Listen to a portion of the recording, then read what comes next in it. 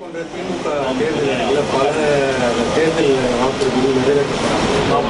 அதுக்கு எல்லாமே இது போன்ற மது ஒழிப்பு குறித்து இது போன்ற தொடர்ந்து அது மாதிரி நிறைவேற்றப்படாத தேர்தல் வாக்குறுதியை குறித்து நீங்கள் போராட்டம் பண்ணிட்டு அது மாதிரி குரல் முதல்ல இதை பார்ப்போம். இது ரொம்ப பேர்னிங் இஷ்யூ, இது ரொம்ப சென்சிட்டிவான இஷ்யூ. நாம் ஒவ்வொன்றா மற்ற விஷயங்கள் அப்புறம் பேசலாம். இது மது ஒழிப்புங்கிறது ரொம்ப முக்கியமானதாக நாங்கள் பார்க்குறோம். இன்னமும் வந்து கள்ளச்சாராய புழக்கம் இருக்குது. குக்கிராமங்கள் வரையிலும் போதைப்பொருள் புழக்கம் வந்துருச்சு. பள்ளி மாணவர்கள் மத்தியில் இது இன்றைக்கி வந்து கடுமையாக போய்கிட்டு இருக்கு. குறிப்பாக பெண் குழந்தைகளே இதற்கு இரையாகக்கூடிய நிலை உருவாகி இருக்கிறது.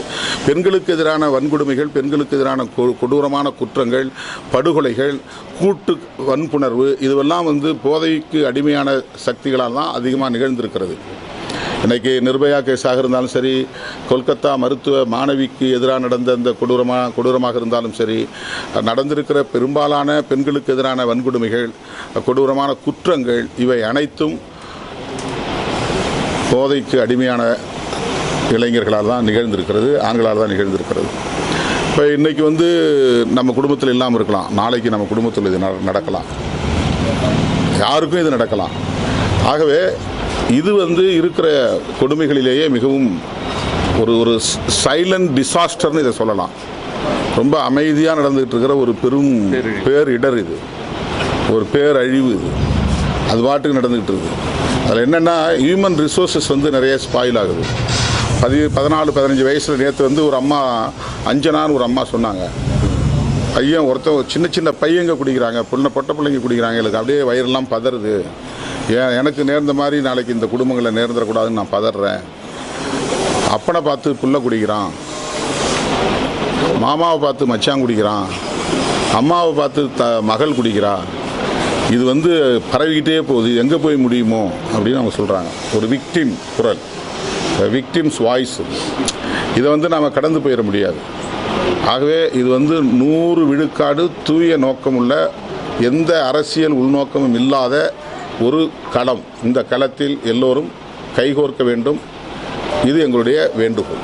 இந்த மாநாட்டுக்கு நேரடியாக மற்ற கட்சிகள் வந்து நேரடி சென்று அதை பற்றி இன்னும் நாங்கள் முன்னணி தலைவர்கள் உட்கார்ந்து பேசி தான் நாங்கள் யாரை கூப்பிட போகிறோங்கிறத பற்றி இன்னும் 20 நாள் தான் இருக்குது. பட் இன்னும் நாங்கள் அதை 2-3 நாளில் பேசி முடிவு பண்ணுவோம். 3 ஆண்டுகளாக காலதாமதம் இல்லை. கள்ளக்குறிச்சி சம்பவத்துக்கு பிறகு நாங்கள் ஒரு ஆர்ப்பாட்டம் பண்ணோம். 69 பேர் இறந்தாங்க. நம்ம இது அவ்வப்போது பேசிகிட்டு இருக்கிற விஷயமா இருந்தாலும் அது ஒரு பெரிய ட்ராஜடி இல்லையா? 69 பேர் இறந்தது. அன்றைக்கி நான் 2 நாள் அந்த களத்தில் நின்றுக்கிட்டு இருக்கும்போது மக்கள்கிட்டருந்து எழுந்த கோரிக்கை தான் அது.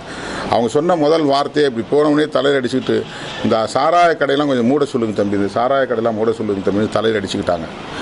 ஜனங்களுடைய குரல் தான் அது. இப்போ அவங்க வந்து கள்ளச்சாராயத்தை நிப்பாட்டுங்கன்னு சொல்லலை. அவங்க வந்து நாம் எல்லாம் கள்ளச்சாராயத்தை பற்றி பேசுகிறோம். கள்ளச்சாராயம் குடித்ததுனால தான் செத்தான், நல்ல சாராயம் குடித்தா செத்துருக்க மாட்டாங்கிற மாதிரியான டிபேட் தான் வந்து மற்றவங்க மத்தியில் போயிட்டுருக்கு, அரசியல் களத்தில் போயிட்டுருக்கு. சாதாரண மக்கள் இந்த சாராய கடையில் 3 நாளே நாங்கள்லாம் நிம்மதியாக இருக்கோம் அப்படின்னு தான் ஜனங்க சொல்கிறாங்க. இப்போ அவங்க சொன்னதை வச்சு நாங்கள் வந்து ஒரு ஆர்ப்பாட்டம் நடத்தணும் சென்னையில். அந்த ஆர்ப்பாட்டத்தில் செப்டம்பர் 17 இந்த மாநாடு நடத்துகிறதா அறிவித்தோம். செப்டம்பர் 17 தந்தை பெரியாருடைய பிறந்த நாள். ஆனால் இடையில வந்து செஷன் வந்துருச்சு, பார்லிமெண்ட் செஷன். அதில் ஆகஸ்ட் 13 வரல, நாங்கள் 12 வரல அங்கே இருக்க வேண்டியதாகி போச்சு. அதனால் அந்த நேரம் எங்களுக்கு ப்ரிப்பரேட்டரி வேலையை செய்கிறது கூட, தயாரிப்பு வேலையை செய்கிறது கூட ஒரு காலவாசி இல்லைன்றதுனால தள்ளி வச்சுருக்கிறோம். அக்டோபர் 2 இதில் வந்து 3 ஆண்டுகள் கடந்து பண்ணுறோங்கிறதெல்லாம் இல்லை, தொடர்ந்து நாங்கள் பேசுகிற ஒரு விஷயந்தான். அப்போ அதிகம் கவனிக்கப்படலை. இப்போது இது ஒரு கவனிக்கப்படக்கூடிய ஒரு காலம் கணிந்திருப்பதாக நான் கருதுகிறேன். ஊடகம் உள்ளிட்ட